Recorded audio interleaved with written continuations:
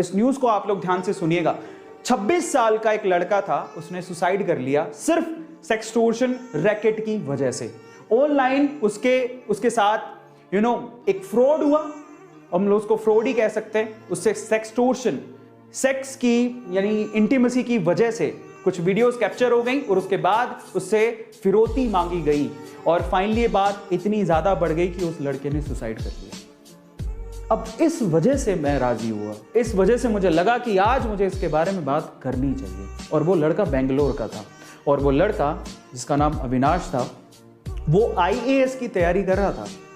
अचानक से क्या होता है, उसे फेसबुक पे एक रिक्वेस्ट आती है नेहा नाम की लड़की की। ठीक है, आप नाम पे मत जाइएगा, बट धीरे धीरे रिक्वेस्ट आती है, बातें होने लगती हैं। उसे नहीं पता था कि जो लड़की की रिक्वेस्ट आ रही है उसके पीछे एक रैकेट काम कर रहा है। धीरे धीरे बातें होने लगती हैं, बातें और बढ़ने लगती हैं, धीरे धीरे और क्लोज आने लगते हैं। एक वक्त ऐसा आता है कि वो लड़की बेंगलोर की नहीं थी, समझ रहे हो, वो कभी मिले नहीं एक दूसरे से, कभी नहीं मिले।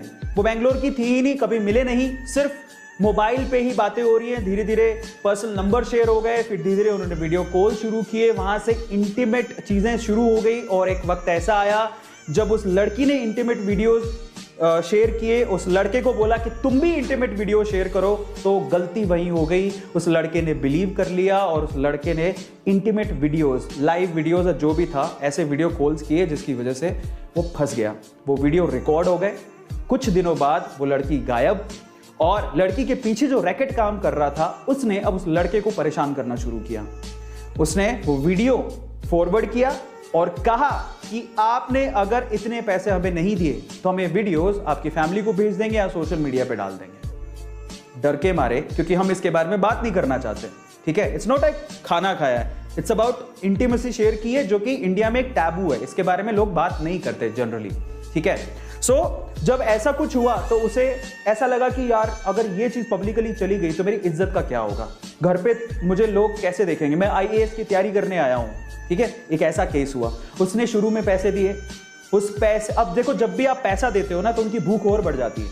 तो जब उसने पैसे दिए शुरू में तो उन्होंने बोला कि उनका पेट भरा नहीं, उन्होंने कहा हमें और चाहिए।